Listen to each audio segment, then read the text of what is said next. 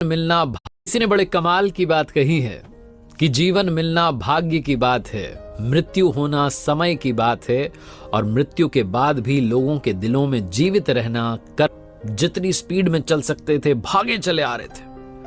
Operation theatre वाली lobby में आए तो उन्हें 5-6 लोगों ने घेर लिया और सुनाने लगे कि अस्पताल खोल लिया है, अपने आप को क्या समझते हो, अब आ रहे हो, हम इतनी देर से इंतजार कर रहे हैं, आपको कोई सुध नहीं है, आपको कोई चिंता नहीं है, हमारा बच्चा ऑपरेशन थिएटर में, हम इंतजार कर करके थक गए, आप अब आ रहे हो।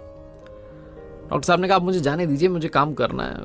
वो लोग सुनाए जा रहे थे कि डॉक्टर साहब आपका बेटा होता तो क्या आप इतने आराम से आते, आप भाग कर आते, आप जल्दी आते, आप ये करते वो करते, बहुत कुछ कह दिया डॉक्टर साहब को।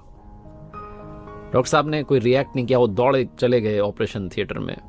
1-1.5 घंटे तक ऑपरेशन चला। उसके बाद जब बाहर निकले तो वापस इन 5-6 लोगों ने घेर लिया कि क्या हुआ क्या। उन्होंने कहा बच्चा ठीक है, अब जल्द रिकवर करेगा, ऐसा बोल के वो जा रहे थे। फिर उनसे सवाल करने लगे कब डिस्चार्ज होगा, ये होगा। डॉक्टर साहब ने कहा अब ये सारे सवाल आप नर्स से पूछ लीजिएगा, मुझे जाने दीजिए।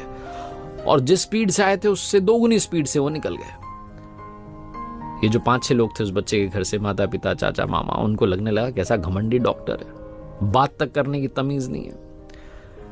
कुछ देर बाद वहां नर्स आई तो नर्स बताने लगी बच्चे के हाल। उन्होंने कहा बच्चे का मत बताओ, पहले ये बताओ कि ये जो डॉक्टर है ये इतने इगोइस्टिक क्यों, इतने घमंडी क्यों, इतना अहंकार किस चीज का इनके अंदर, हमें तो ये बताओ। सीधे मुंह बात नहीं करते, आए थे तब हमने पूछा तो जवाब नहीं दे रहे थे, जा रहे हैं तब जवाब नहीं दे रहे।